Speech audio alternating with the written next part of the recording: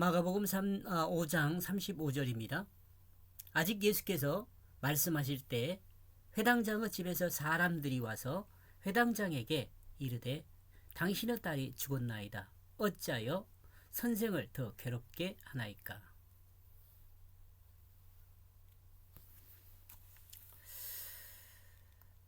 제가 번역한 내용이요. 앞에 읽은 것은 개역성경입니다.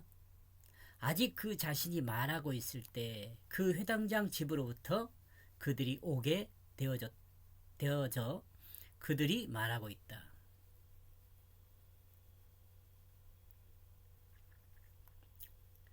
예수님께서 병을 치료받은 여인에게 내 믿음이 너를 구원하였다는 그 말씀을 하실 때 회당장, 다시 한번 설명을 한 겁니다. 시작과 화합이란 두 단어가 합해져 회당이라는 말이 만들어졌습니다.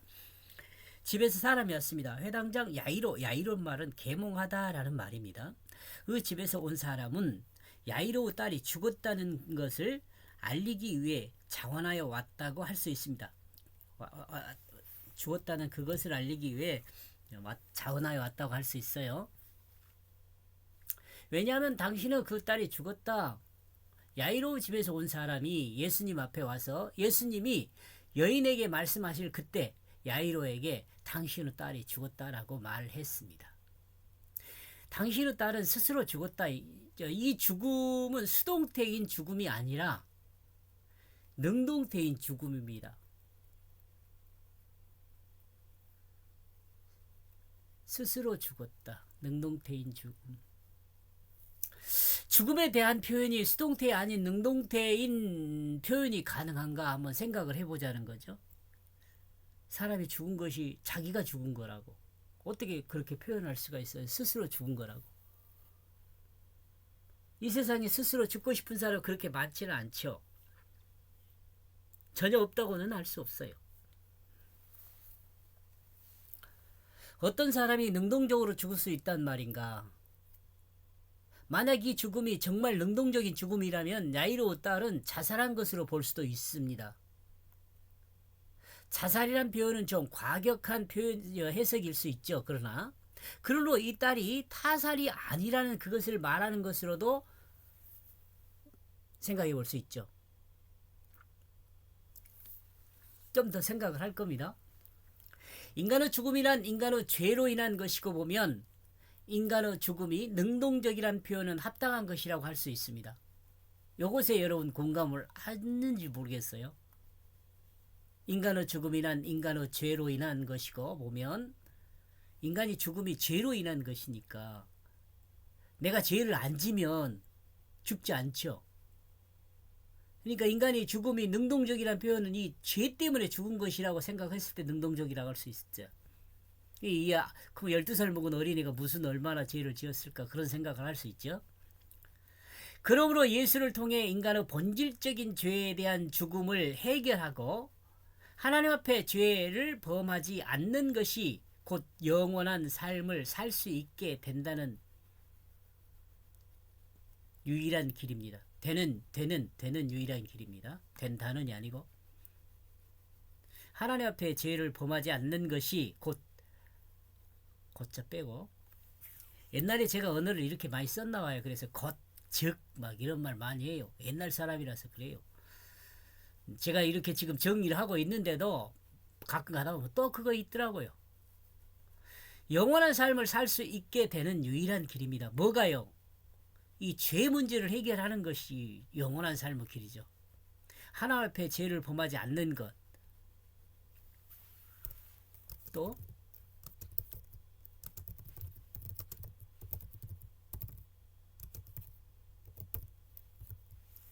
죄 문제를 해결하는 그것이 영원한 삶을 살 수 있게 되는 유일한 길이에요. 이러고 보면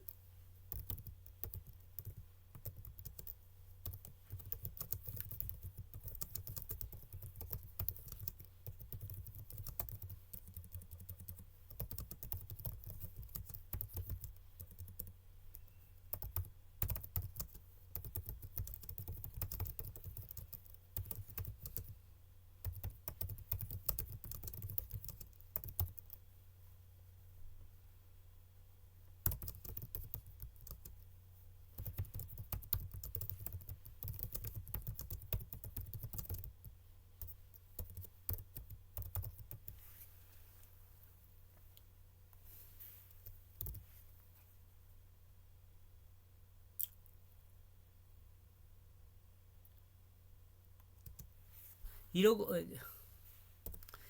보면 예수 그리스도 그 십자가와 부활을 믿음으로 믿는 자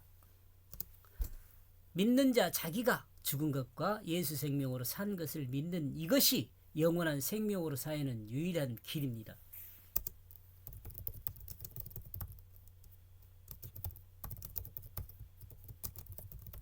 이것이 구원받는 길이기 때문에 그래요. 이것이 유일한 구원받는 길이에요. 다른 길이 없어요. 지금 간단하게 이렇게 세 줄로 정리가 됐지만 요 내용이 성경 말씀 전체라고도 볼 수 있어요.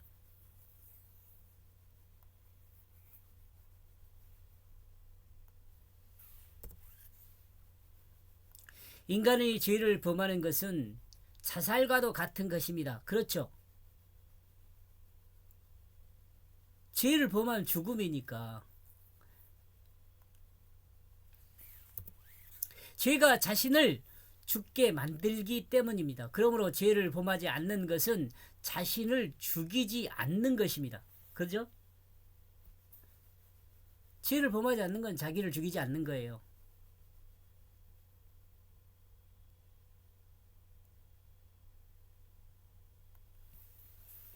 하나님 앞에라고 씁시다. 인간이 하나님 앞에 죄를 범하는 것은 자살과도 같은 것입니다. 죄가 자신을 죽게 만들기 때문이야. 죄의 결국은 죽음이에요. 그러므로 죄를 범하지 않는 것은 자신을 죽이지 않는 거죠. 그러나 모든 인간은 죄를 범하지 않을 수가 없습니다. 왜냐하면 하나님을 반역한 죄인이기 때문에 그렇습니다. 요 하나님을 반역한 죄인이라는 것도 간단하게 이렇게 설명을 했지만 많이 제가 지금까지 많이 설명을 했어요. 하나님을 반역한 그 증거로 하나님 말씀을 따르지 않고 하나님을 반역한 그 증거로 하나님 말씀을 따르지 않고 자기 마음대로 살기 때문입니다. 자기 마음대로 사는 이것이 인간은 죄인이라는 그 증거입니다. 여러분 한번 돌아보세요.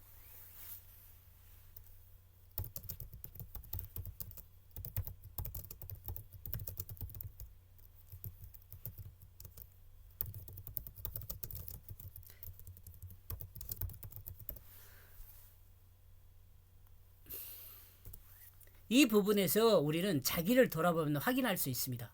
자신을 한번 돌아보면서 내가 내 맘대로 살고 있는지 아니면 하나님 말씀대로 살고 있는지 돌아보면 분명 내가 죄인이구나 그거 알 수 있어요.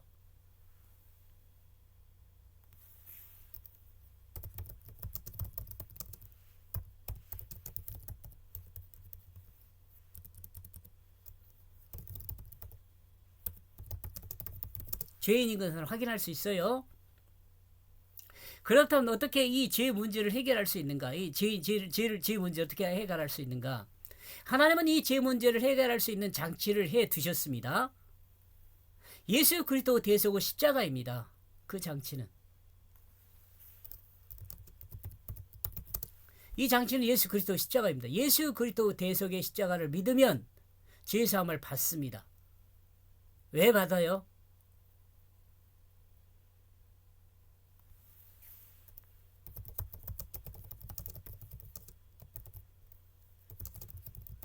자기가 죽은 것을 믿기 때문이에요. 이것은 하나님이 정한 법칙이에요. 이걸 믿으면 죽은 것을 믿으면 죽은 것으로 인정을 해요. 내가 죽었다고 믿으면 하나님은 내가 죽은 것을 인정해 준다. 이게 법칙이에요. 하나님이 정하셨어요. 뭐 따질 필요 없어요. 하나님이 정한 건데. 그러나 하나님의 그 정하심에 예수 그리스도와 함께 자신이 죽었다는 것을 인정하는 것이 들어 있습니다. 그러므로 이 땅에서의 삶은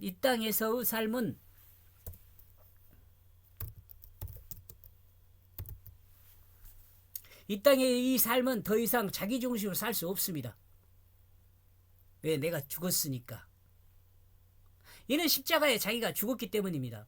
그리고 죄사함을 받는 사람은 예수 그리스도 부활을 믿습니다.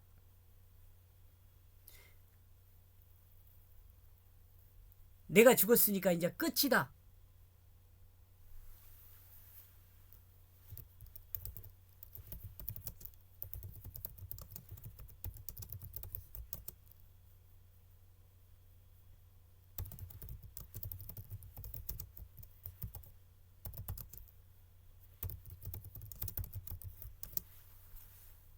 기독교는 죽음이 끝이 아닙니다. 예수 생명으로 거듭난 시작입니다. 이따가냐? 시작이다. 시작입니다.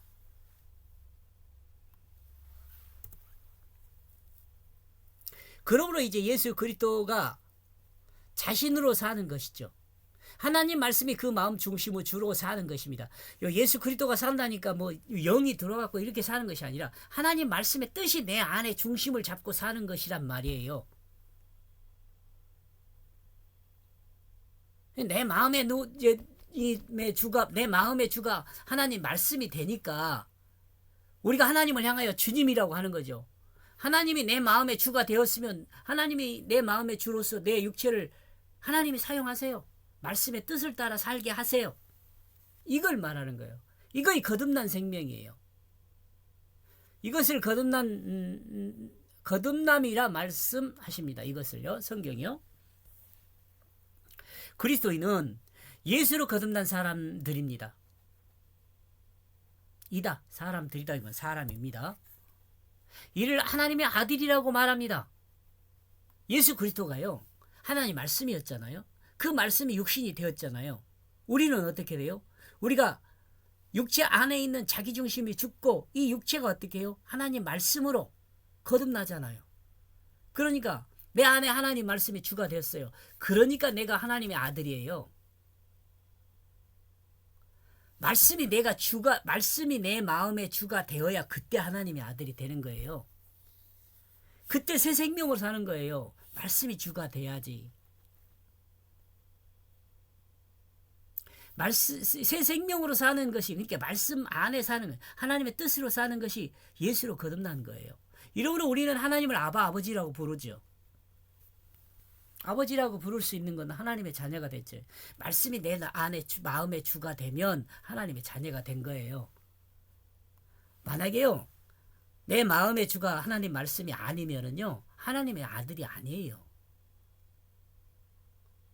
말로만 예수 믿는 거, 그냥 교회 가서 예배 드리는 거, 이게 중요하죠. 그렇지만 이것보다 더 중요한 건 그 마음의 주가 하나님 말씀으로 자리를 해야 돼요. 그 사람이 주님하고 하면 그건 거짓말이 아니에요. 그런데 말씀에 이 세상을 사는 것은 내 맘대로 살면서 주님이라고 말하면 그 입술은 거짓말하는 입술이에요. 거짓말하는 입술.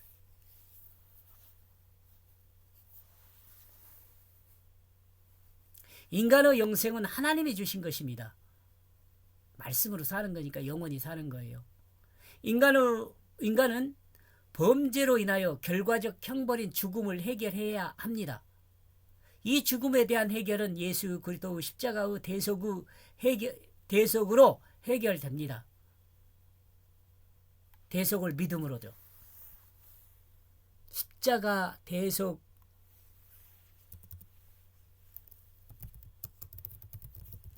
믿음으로 해결됩니다.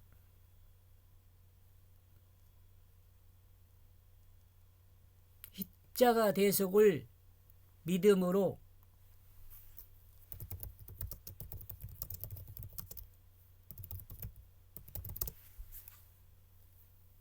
십자가 대속을 믿음으로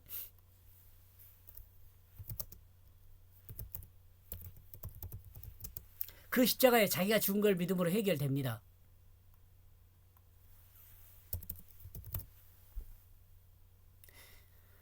단 이 대속은 예수 그리스도를 통한 구속사를 믿는 자에게만 해당됩니다.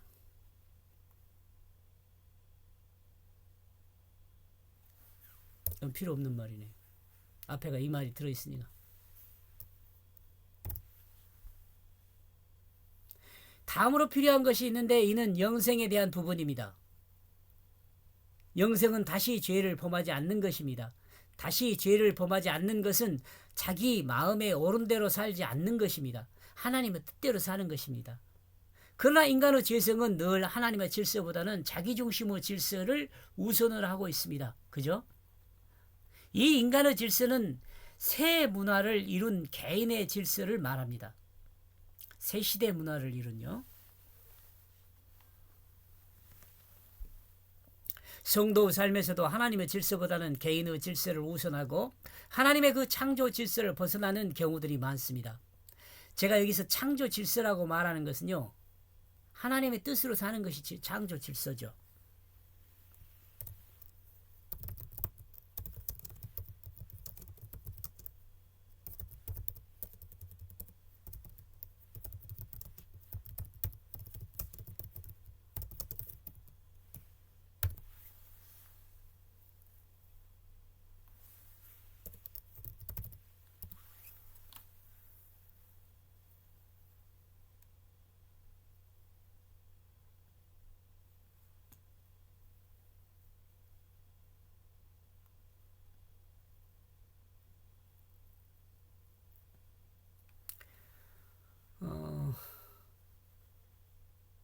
이 창조 질서를 벗어나요.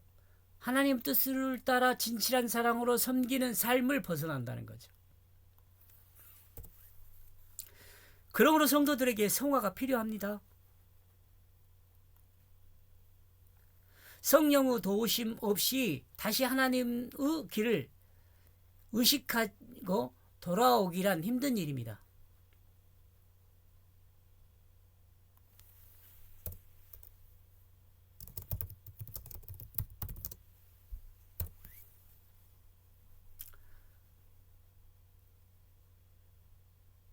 성령의 도움,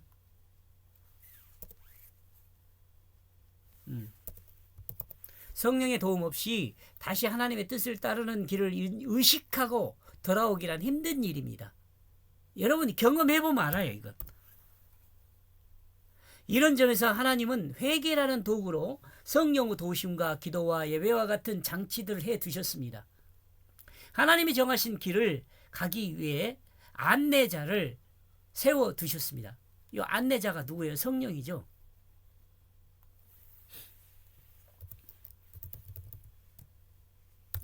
제가 여기서 이제 안내자를 성령이라고 하니까 성령 따로 있고 말씀 따로, 예수님 따로 있고 하나님 따로 있고 그런 게 아니에요. 우리가 이해하기 쉽게 이렇게 성령이라고 해둔 거예요. 죽음은 수동이 아니라 능동입니다. 이러므로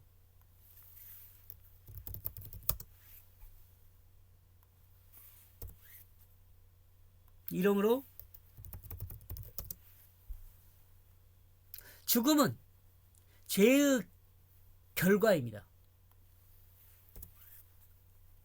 죄는 가치 중심이 자기 개인에게 있음에서 비롯된 것입니다.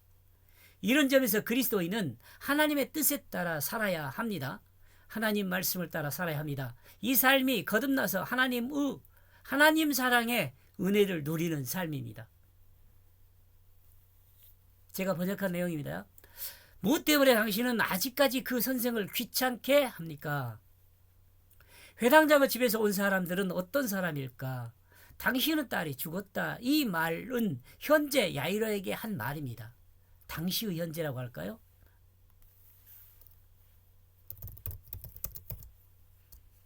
당시의 그 현재 야이로에게 한 말입니다. 또한 회당장 야이로 집에서 온 사람들입니다. 이 사람들 또한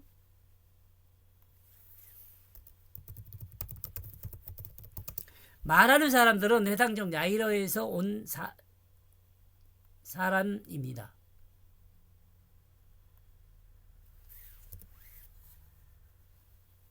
그렇다면 우리는 쉽게 야이로의 집에서 일하는 사람으로 생각할 수 있습니다. 그런데 사용한 단어를 확인하면 그렇게만 생각하기는 좀 미비한 점이 있습니다.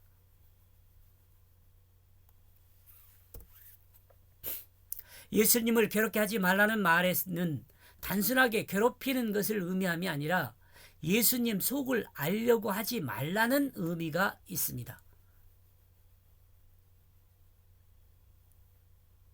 이 말 무슨 말인지 알겠어요? 예수님 속을 알려고 하지 말라는 의미가 있습니다.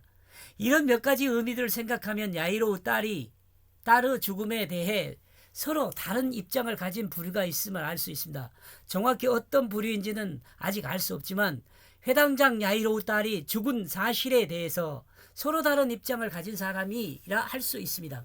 마가복음 5장 21절과 누가복음 8장 40절에서 확인할 수 있었듯이 무리들은 예수님을 기다리고 있었다고 볼 수 있습니다.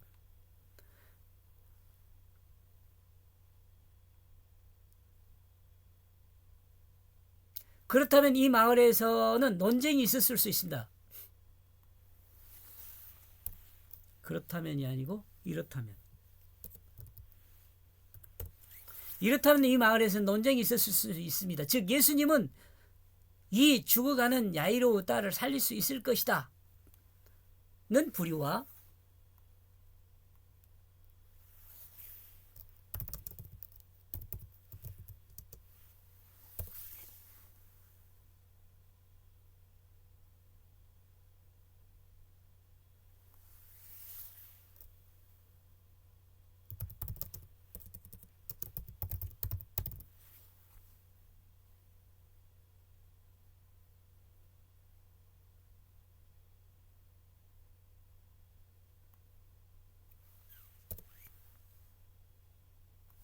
있다는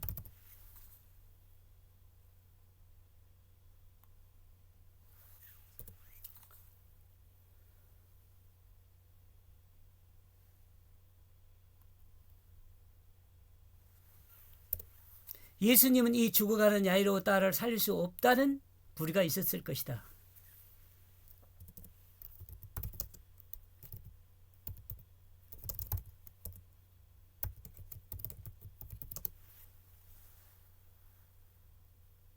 이런 논쟁 중 회당장 야이로는 예수님을 마중 나왔고 예수께서 자기 딸이 죽어가고 있음을 말하면서 예수께 살려주실 것을 부탁했습니다. 이렇다고 볼 수 있습니다. 자, 지금 이제 앞뒤 이제 상황을 좀 생각이 되죠? 이런 정황으로 볼 때 회당장 야이로 집에서 온 사람들은 예수님은 죽어가는 야이로 딸을 살릴 수 없다는 쪽에서 논쟁하던 사람들이었을 수 있습니다. 반대로 바닷가에까지 예수님을 마중 나온 사람 중 야이로 집에서 온 사람들이 있다면 그 일부는 예수님은 야이로 딸을 살릴 수 있을 것이라는 주장을 편 사람이었고 또한 그 부류에 야이로도 속해 있었을 것으로 볼 수 있습니다. 이것은 좀 여러분이 좀 들어봐야 이해를 하겠네요. 제가 어눌하게 설명을 해서 지난번 한편 손 마른 자를 고친 예수라면 당신의 딸을 고칠 수 있을 것인데 무슨 소리를 하는 거야. 그 사람이 어떻게 죽어가는 사람을 살릴 수 있단 말이야. 말도 안 되는 소리 하지 말라. 아니야. 그 예수라면 분명 회당장님과 딸을 살릴 수 있을 것이야. 우리 이렇게 다투지 말고 예수님을 청하여 확인해 보면 될 거 아닌가. 아, 그러면 되겠네. 예수가 갈릴리 바닷가 지금 오고 있는데 우리 가서 부탁해 보세. 이 말을 들은 야이로는 급히 바닷가로 나갔고 예수님이 오자 무릎을 꿇고 자신의 처지와 딸의 상황을 설명하였습니다. 이런 사실이 이런 사이에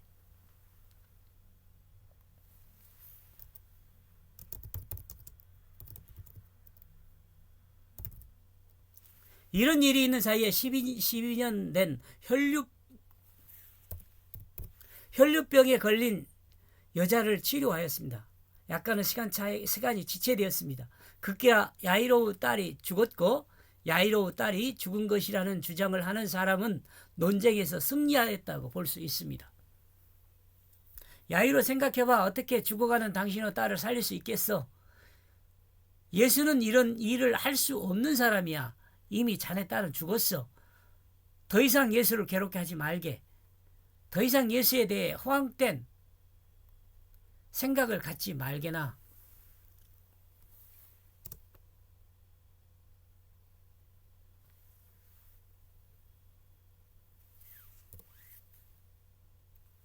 이런 내용의 지일행이라면 회당장 야이로 집에서 온 사람들은 예수님도 죽어가는 야이로 딸을 살릴 수 없다는 사람이라고 주장하였던 사람일 수 있다는 거예요. 이건 제 생각입니다.